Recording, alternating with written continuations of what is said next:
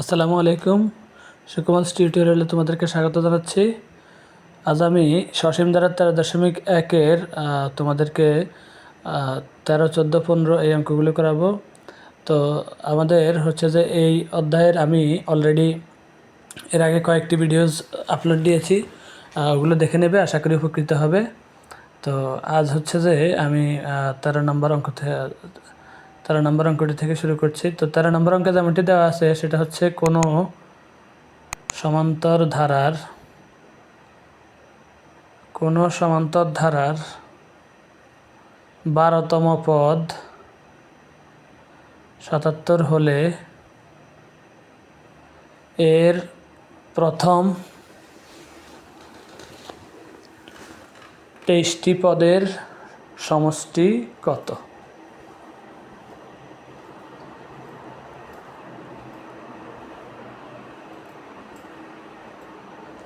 তো এই অঙ্কটি আসলে বেশ মজার। এই অঙ্কটি করার জন্য আমরা জানি সমান্তর ধারার অঙ্কগুলো করতে আমাদের হচ্ছে যে দুইটা সূত্র লাগে। একটা হচ্ছে n-তম পদের সূত্র, আরেকটা হচ্ছে n পদের সমষ্টির সূত্র। যেহেতু সমষ্টির কথাটিও দেওয়া আছে এবং 12তম পদ দেওয়া আছে, তাহলে আমাদের দুইটা সূত্রই লাগবে। তো সমান্তর ধারার ক্ষেত্রে প্রথম পদকে আমরা জানি হচ্ছে ধরা হয় a, এবং সাধারণ অন্তরকে ধরা হয় হচ্ছে d। তো প্রথম পদ a এবং সাধারণ অন্তর d হলে n-তম পদ হচ্ছে আমরা জানি a plus n-1 into d। তো যেহেতু এখানে বলা আছে 12তম পদ হচ্ছে 77, তাহলে 12তম পদ সমান হচ্ছে a প্লাস n এর মান 12 লিখলে a plus 12 minus 1 into d, তাহলে হয় আমাদের কত? a plus 11d। তাহলে a প্লাস 11d এর মান আমাদের দেওয়া আছে হচ্ছে 77। এটাকে আমরা 1 নং সমীকরণ দিয়ে লিখি। তো প্রথম n সংখ্যক পদের সমষ্টি, আমরা জানি n সংখ্যক পদের সমষ্টি নির্ণয়ের সূত্র হচ্ছে Sn equal to n/2 into 2a plus n-1 into d। তো আমাদের n এর মান দেওয়া আছে হচ্ছে 23/2, তাহলে S23 equal to 23/2 2a এর মান আমরা জানি না, তাহলে 2a plus n এর মান হচ্ছে 23 minus 1 into d। তাহলে 23/2 2a plus 23 থেকে গেলে হচ্ছে 22 equal to into d। তাহলে এখন 2a এবং 22 এর মধ্যে 2 কমন যায়, তাহলে হচ্ছে কত? 2 into a plus 11d। তাহলে কাটাকাটি করলে আমাদের 2 কাটা গিয়ে 23 into a plus 11d এর মানে আমরা জানি হচ্ছে 77। তাহলে 23 into 27, 23 into 27 গুণ করলে হবে আমাদের 1771। তাহলে এই হলো আমাদের কাঙ্ক্ষিত উত্তর। আমাদের দেওয়া আছে যেটা কোনো সমান্তর ধারার 12তম পদ 77 হলে প্রথম 23টি পদের সমষ্টি কত হবে? 1771। এই জন্য আমরা 12তম পদটি বের করে নিয়েছি। তারপরে হচ্ছে যে n সংখ্যক পদের সমষ্টির সূত্রে জাস্ট আমরা মান বসিয়ে আমাদের হচ্ছে যে উত্তরটি সমাধান করেছি। তো আমাদের 14 নম্বর অঙ্কে আসলে একই অঙ্ক, জাস্ট হচ্ছে যে কয়েকটা সংখ্যা বদল করে একই সূত্র থাকবে, নিয়মও একই থাকবে, জাস্ট হচ্ছে যে আমাদের কিছু সংখ্যা পরিবর্তন হবে। 14 নং অঙ্কে দেওয়া আছে কোনো সমান্তর ধারার 16তম পদ হচ্ছে -20 হলে এর প্রথম 31টি পদের সমষ্টি কত? তো আমরা এখানে n-তম পদের সূত্র আমরা আগে লিখে রাখছি a plus n-1 into d। তাহলে এখানে এখন 12তম পদের জায়গায় আমরা লিখবো হচ্ছে 16, তাহলে 16তম পদ। এদিকে আমরা লিখবো a প্লাস 16-1 ইন্টু d, তাহলে a plus 15d equal to 77 জায়গায় আমার হবে কত? আমাদের 16তম পদ দেওয়া আছে -20। তাহলে আমাদের প্রথম 31টি পদের সমষ্টি, তাহলে আমরা প্রথমে n সংখ্যক পদের সমষ্টি আমরা জানি Sn ইকুয়াল টু কত? তাহলে n/2 into 2a plus n-1 into d। তাহলে s কত? 31। এখানে n এর মান 31, এদিকে আবার n এর মান 31 বসিয়ে আমরা এটা পেলাম। তাহলে আমাদের হচ্ছে যে 31 থেকে 1 গেলে হবে কত? 30d। এখানে 2 কমন গিয়ে হবে a প্লাস 15d।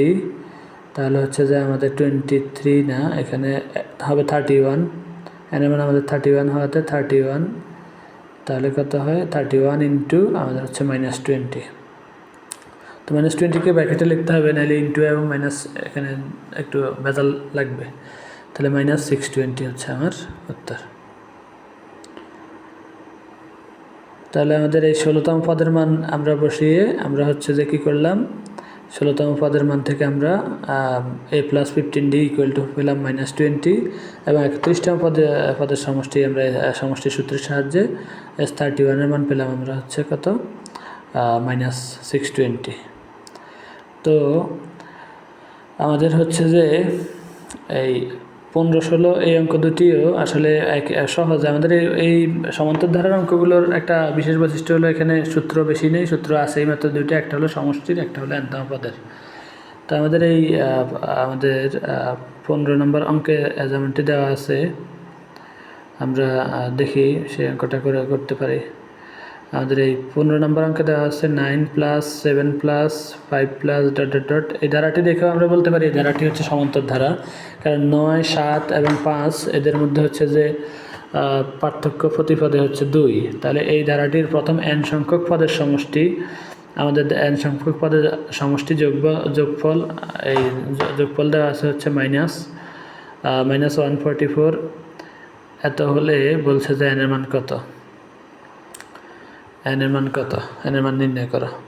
তো আমাদের n সংখ্যক পদের সমষ্টি আমরা জানি Sn = n/2 × 2a + n - 1 × d। তো আমরা আবার এখানে আমাদের যেহেতু ধারাটা আছে, ধারাটা থেকে আমরা প্রথম পদের মানটা একটু লিখি। তো আমাদের প্রথম পদের মান দেওয়া আছে হচ্ছে a এর মান হচ্ছে কত, 9। এটি একটি সমান্তর ধারা, এর প্রথম পদ আমরা প্রথম পদকে এ দ্বারা প্রকাশ করি, এর মান হচ্ছে 9। আমরা সাধারণ অন্তর বের করি হচ্ছে দ্বিতীয় পদ থেকে প্রথম পদকে বিয়োগ করে। তো সাধারণ অন্তরকে d দ্বারা প্রকাশ করি, সাধারণ অন্তর d হচ্ছে দ্বিতীয় পদ বিয়োগ প্রথম পদ। দ্বিতীয় পদ হচ্ছে 7 মাইনাস প্রথম পদ হচ্ছে 9, তাহলে হচ্ছে কত, -2। তো আমরা n পদের যোগফল বলাতে আমরা প্রশ্ন মতো ধরতে পারি হচ্ছে কত, Sn।